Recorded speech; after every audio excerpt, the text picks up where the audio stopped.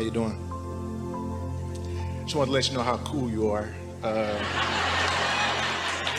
Speaking of rap music, Jay-Z was in my hometown from Houston a couple of days ago, and I actually chose this event over his concert.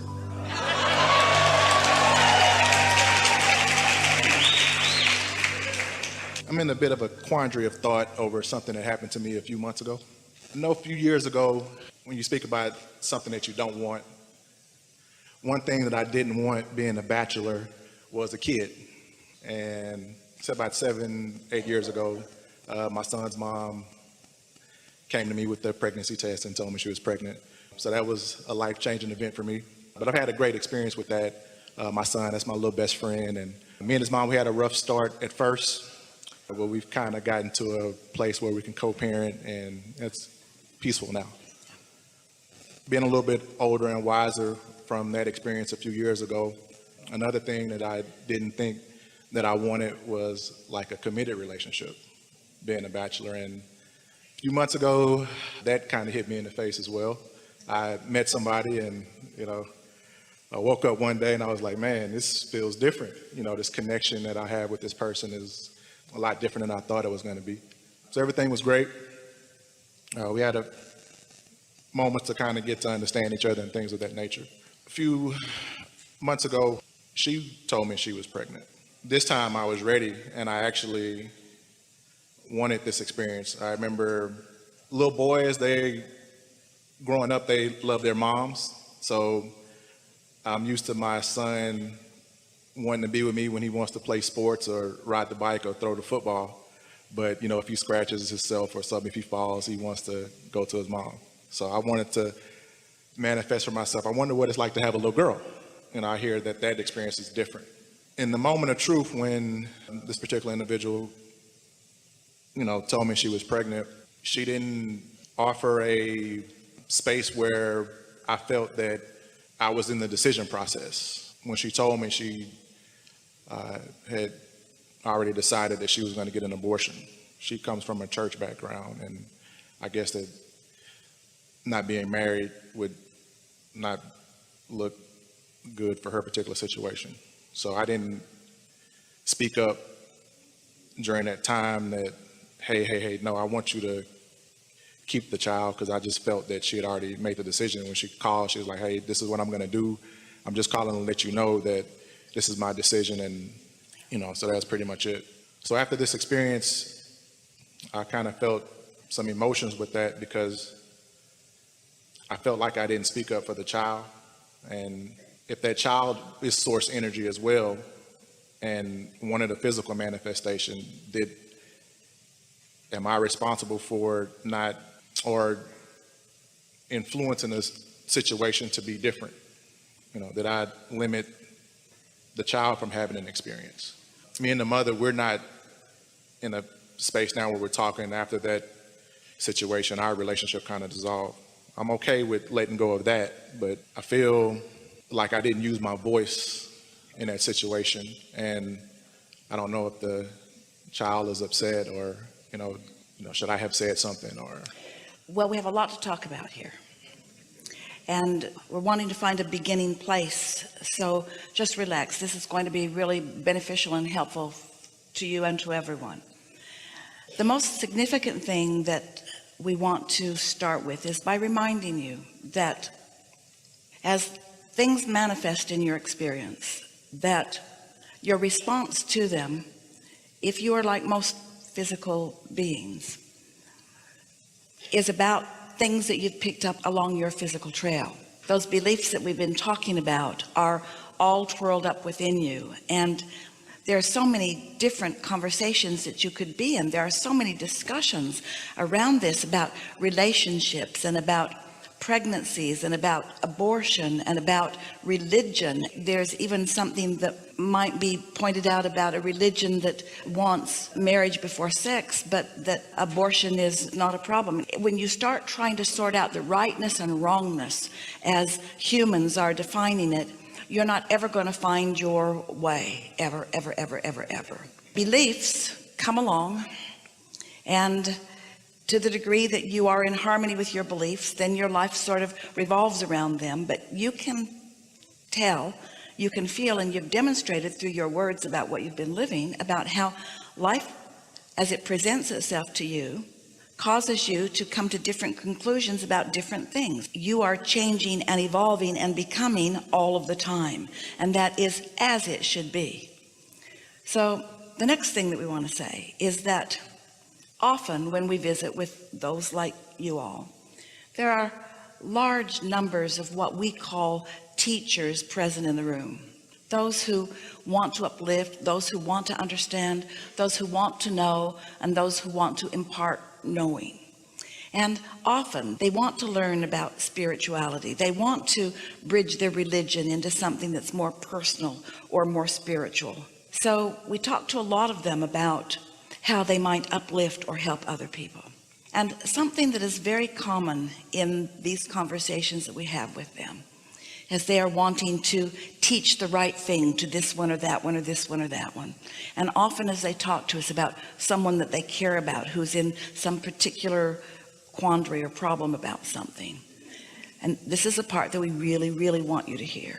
We always say to them, every single person is an extension of source energy. And every single person has an inner being who is flowing to them. And every single person has an inner being who is flowing and wanting to call them to their path of least resistance for all that they desire. Every single one of them. And then we say to these teachers, these well-meaning teachers, if this person is asking, and if their inner being is answering, and those things are always true, and they are not hearing, what makes you think they will hear you? It's not your job to be the guidance or counselor for anyone. It is your job to live your life, let life help you to evolve in the things that you desire. And once a desire is formulated within you, to follow that guidance and move toward that. But it is not your responsibility, and no one is, from the non-physical point of view, holding you in some sort of light of wrongdoing about the co-creative process that you are involved in. Those things are all assigned from the spin-off of man's conscious mind as people are coming together in different combinations and wanting to control others. It is such an interesting thing. Most of that control comes through some form of religion, because most people are not connected to their own guidance through their religion, but to some rules that have been assigned by someone else. And usually the rules go generally or something like this: if you want to join our club, you will be better off, they will say. They don't call it a club, but if you want to join us, you will be better off. But these are the rules you must keep. You must do these things and you must not do these things. And if you do these things and you don't do those things, then you will be blessed, then you will thrive. And so people follow along with that because they are well-meaning. They want to be good. They want to do good. They want to do what is good. And they want somebody to tell them what it is. Most of you really think that you'd like a long list that you would like to keep until something on it isn't what you want to do. And then you're looking for another list somewhere. That's why there are so many religions. So you do your best to keep those rules. You do what they say to do and you don't do what they say not to do. But then you're not all that blessed. Things are hard for you. And then you look around and you see other people who appear to be being blessed, who you know aren't keeping those rules. So then you say, what's going on here? And they say, oh, one thing we forgot to tell you. You can't tell by the things that you are doing here in this life. You have to wait until you get into the afterlife, and then you will find out how well or not well you have done. Well, what kind of guidance is that? You have an inner being, and so does your girlfriend, and so does everyone. You have inner beings who are loving you always, knowing where you stand always in relationship to the expansion that you are discovering, who are always calling you. And so these experiences that you have described, when we say to you what you are creating is you. So you had an experience and something that you didn't know you wanted, which was friendship and harmony with this little guy that's in your life. So you didn't know the avenue through which it would come, that it would be delightful to you. But as the manifestation occurred, it gave you a new set of experiences from which to launch your next desire. And like everyone, you discover that there are things in your vortex that you don't even know are there. Your inner being knows that they are there. And so you are called and guided toward inspired behavior. And don't think that wasn't, that led to the physical expression of your son. And through that experience, then you're standing in another place where now you have another set of contrasting experiences where you came to other conclusions. But this is the thing that we so want you to hear. Do not assume that once you've decided that you sort of kind of want something, as you did. Maybe I'm willing to have this baby, and maybe I would like this baby to be a girl rather than a boy. In other words, those feel like things that you are defining. All of that is still in the vortex. You see what we're getting at? The fact that it didn't come to fruition through that particular avenue doesn't mean that it is not still in your vortex. And most of all, it does not mean that you are not still blessed. And next of all, it does not mean that anyone else in the scenario isn't either. Are you following? You are evolving in your desires, and that's a good thing. And if you are not allowing yourself, or seemingly allowed by others, turns out they have no control, but they'd like to think they do. If you are not allowed to have an experience of what you don't want, how are you going to know what you do want? You can't know what you want other than through life experience. And when desire is born within you, no matter how it comes, it is a very good thing. And life is always flowing. We promise you, there is no shortage of physical avenues for non-physical consciousness to come forward. Humans believe in shortage consciousness. They believe in not enough money. They believe in one finite pie that you're all scrabbling over and fighting over. They believe in time shortageness and space shortageness. And in this example, they even believe in fetus shortageness. They believe in shortageness, and it's the guidelines by which they wish to guide so many of you. We think that you are understanding enough about your own guidance system and about what your emotions are telling you, and you are well situated enough in understanding that this is a vibrational universe, that you can continue to live life and come to your conclusions about what you want. And it is our desire that here today, that what you're hearing in all of this conversation is that there is a whole lot that's in your vortex that you cannot even consciously describe. Because life experience causes you to put pieces there that come together and form relationships and attract other things, so that there's an evolution even of your own desire that you often can't articulate or really understand, such as the way you feel about your son. Didn't see that coming, but your inner being did. You see what we're getting at? And so let's not make too much of all of this. Let's not try to hold each other to some sort of rules that are made up by man in order to support some economic values that they're trying to accomplish.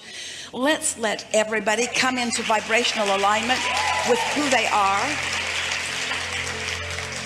Let Source feel about you the way Source feels. But in order for you to feel that love, you can't harbor thoughts about wrongdoing. You've got to get into the receiving mode to know how Source feels. And you must not have been quite allowing that, or you wouldn't be asking us what's going on with all of this, you say. Yes. Yeah. You can't get it wrong, and you will never get it done. And the reason that it can't be wrong is because it's never done. Because there's constantly a new awareness, a new decision that's being born, you see.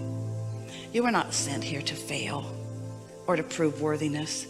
You came as an extension of loving Source energy, wanting to explore this time and space so that you could come to personal conclusions and then find vibrational alignment so that you could experience the joy of witnessing things coming into alignment, because you are molding them into place through the power of your own mind, you see. All is well with you. Something more? No.